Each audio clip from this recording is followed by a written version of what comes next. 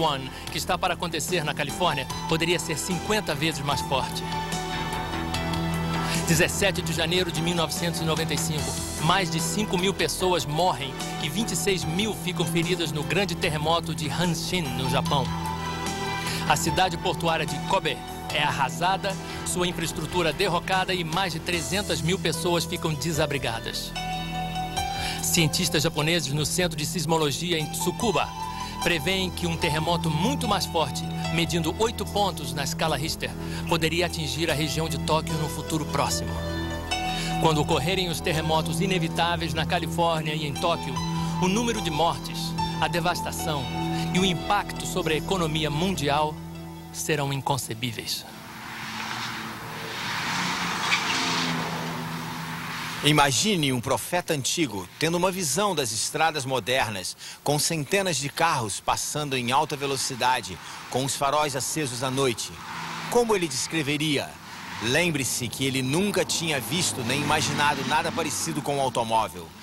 Bem, há 2.600 anos, o profeta Naum previu que nos últimos dias, antes de Jesus voltar, os carros andam furiosamente pelas ruas.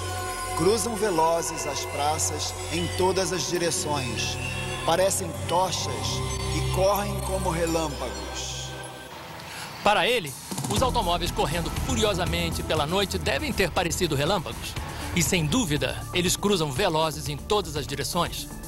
Só nos Estados Unidos, ocorrem por ano uma média de 19 milhões e meio de desastres de automóveis, nos quais 4 milhões de pessoas saem feridas e 45 mil morrem.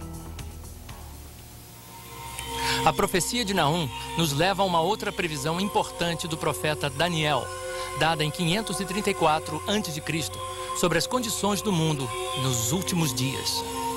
Daniel, feche estas palavras e cele este livro até o fim do tempo. Muitos correrão de uma parte para outra e o conhecimento se multiplicará.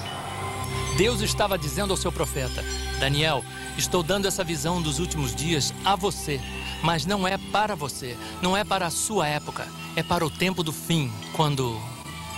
Muitos correrão de uma parte para outra. Será que se vê muita gente correndo de uma parte para outra hoje em dia? É surpreendente se pensarmos que por milhares de anos, os meios de transporte principais foram os mesmos, até há pouco mais de 100 anos. Em 1789, George Washington levou 8 dias para viajar 350 quilômetros para sua posse, na cidade de Nova York. O incrível é que Júlio César poderia ter viajado nessa mesma velocidade.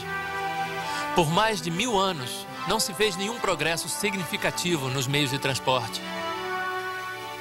Mas veja como o homem evoluiu em um breve período de tempo.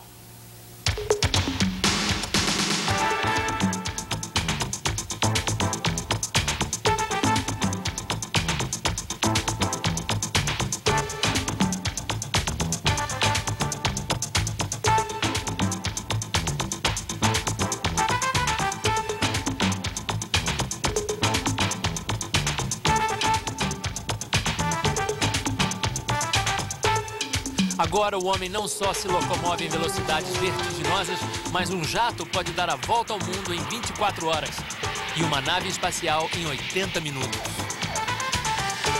Hoje as pessoas viajam mais do que jamais viajaram. O turismo internacional é um negócio multibilionário envolvendo mais de 200 milhões de pessoas que viajam para outros países todos os anos. O dinheiro gasto em turismo no mundo todo chegou a mais de 3 trilhões de dólares só em 1992. E espera-se que o tráfego de turistas dobre nos próximos 10 anos. Muitos correrão de uma parte para outra e o conhecimento se multiplicará. A ciência certamente se multiplicou incrivelmente nessa geração. Vários estudos têm mostrado que a totalidade do conhecimento humano é duplicada a cada 8 anos. 80% dos cientistas que já existiram estão vivos hoje. A cada minuto, eles acrescentam 2.000 páginas ao conhecimento científico do homem e levaria 5 anos para uma pessoa ler todo o material científico que produzem a cada 24 horas. São publicados aproximadamente 500 mil de livros por ano. Em 1970, quando a Apollo 13 perdeu-se no espaço, em 90 minutos, os computadores calcularam como trazê-la de volta. Se um cientista fosse fazer a mesma coisa no papel, ele tomaria mais de 1 milhão de anos para fazer os mesmos cálculos. Mas desde 1970, a ciência da computação desenvolveu-se tão rápido que se a indústria automobilística tivesse se desenvolvido no mesmo ritmo, hoje você poderia comprar um Rolls Royce por $3 e poderia colocar 8 deles na cabeça de um alfinete.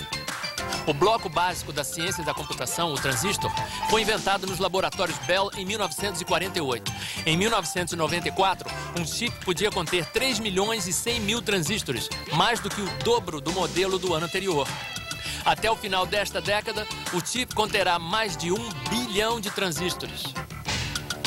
As máquinas hoje em dia são tão complicadas que só técnicos altamente especializados conseguem entendê-las. Mas será que todas essas incríveis descobertas científicas e avanços tecnológicos deixaram o homem mais feliz ou mais civilizado?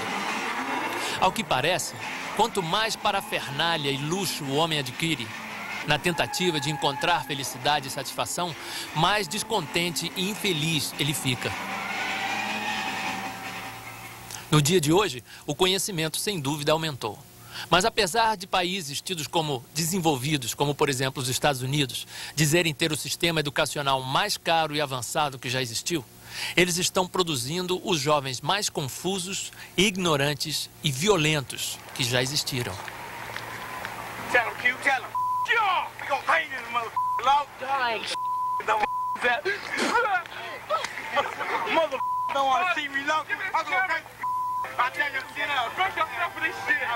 Também no capítulo 24 de Mateus, no versículo 37, Jesus profetizou que, como foi nos dias de Noé, assim também será nos dias que antecedem a sua volta. Bem, como andavam as coisas na época de Noé?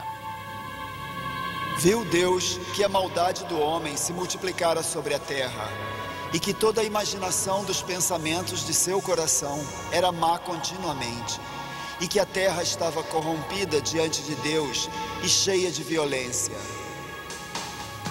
Um adolescente nos Estados Unidos atira no pai porque quer ver alguém sangrar até morrer. Na Inglaterra, 2 meninos de 10 anos sequestram e matam brutalmente uma criancinha de 2 anos. Coisas horrendas assim estão se tornando lugar comum no mundo atual. É difícil imaginar que até mesmo nos dias de Noé existia tanta violência como existe hoje. Vietnã. Americanos choram a morte de 58 mil jovens em 8 anos e meio de guerra. Mas o número de mortes nas ruas americanas é hoje 4 vezes mais alto. Segundo dados do FBI, 24.500 pessoas foram assassinadas só nos Estados Unidos em 1994. O Bureau Americano de Estatísticas da Justiça estima que chega a 1 milhão e 100 mil o número de crimes violentos cometidos com o uso de armas de fogo em 1992. Muitas das vítimas são adolescentes, mortos por outros adolescentes que parecem não ter a mínima noção do valor da vida. A sociedade torce as mãos angustiada, sem entender por que isso acontece. Cientistas do comportamento concluíram que um dos maiores culpados é isto: o fato de que quando uma criança americana normal chega aos 15 anos, ela já terá testemunhado a destruição violenta de mais de 35 mil seres humanos na televisão, bem como 200 mil outros atos brutais de violência. Nos Estados Unidos, a violência é glorificada. Os ídolos nacionais que vão de Sylvester Stallone a Arnold Schwarzenegger são normalmente homens que destacam-se na violência. Filmes como o Rambo e O Exterminador do Futuro, que já renderam milhões de dólares no mundo inteiro, mostram o apetite voraz por violência no mundo atual. Os desenhos animados de hoje também contêm 1001 tipos de violência enojante. Ofuscando as Tartarugas Ninja e os Simpsons, o Beavis e Butthead, da MTV, se tornou o favorito das crianças. Bem diferente dos antigos desenhos de Walt Disney de uma geração atrás, o Beavis e Butthead seguem uma rotina de tortura a animais, incendeiam móveis e se envolvem em 1000 tipos de comportamento censurável. E existem também os filmes de horror. Muitos pré-adolescentes hoje assistem esse tipo de filme em festas estilo Gross Out com seus amigos. As locadoras afirmam que os filmes de horror são mais procurados principalmente pelos jovens de 11 a 15 anos de idade. Existem também os filmes de rock, muitos dos quais romantizam violência, estupro e homicídio.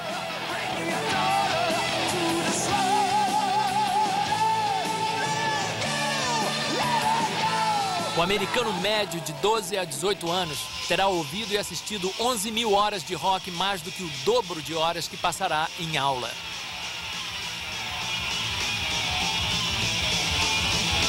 O resultado de tudo isso é que a era do rock tem testemunhado um aumento de 10.000% de crimes violentos entre os jovens. Hoje, só nos Estados Unidos, comete-se um crime violento a cada 25 segundos. A cada 9 segundos, uma residência é assaltada.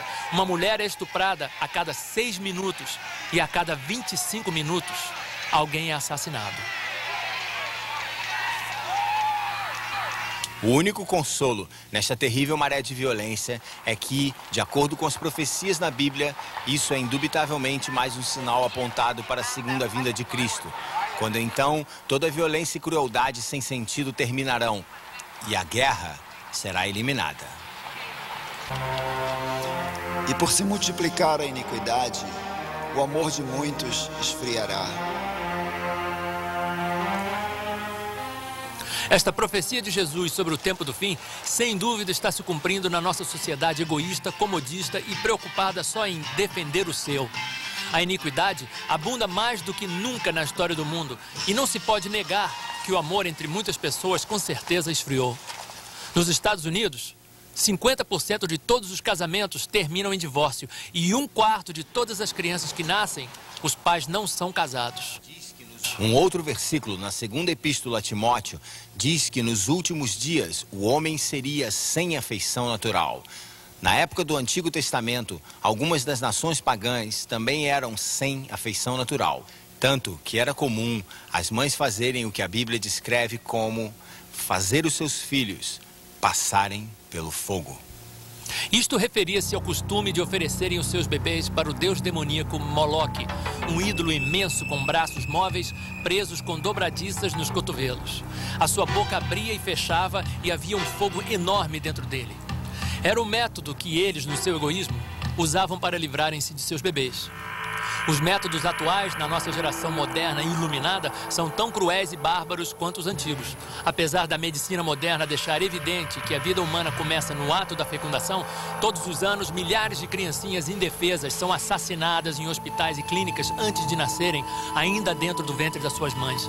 A palavra de Deus diz: nas orlas dos teus vestidos se achou o sangue das almas dos inocentes.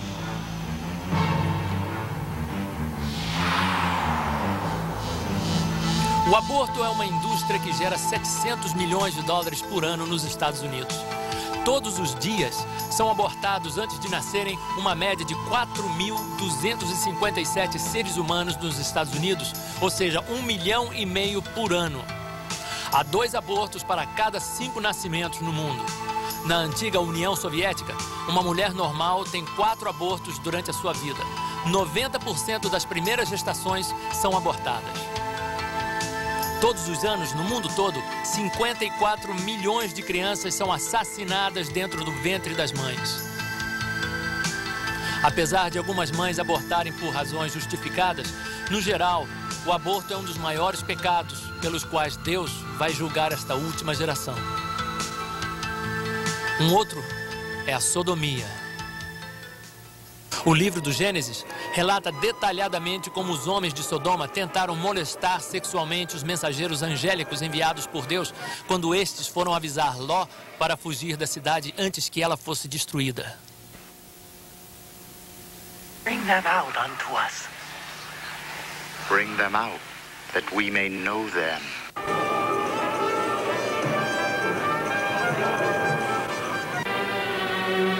A mesma coisa aconteceu nos dias de Ló. No dia em que Ló saiu de Sodoma, choveu do céu fogo e enxofre, e os consumiu a todos. Assim será no dia em que o Filho do Homem se manifestar. Jesus aqui estava dando uma outra ideia das condições e tendências do mundo logo antes da sua volta. Aumentaria a sodomia, ou seja, o homossexualismo masculino.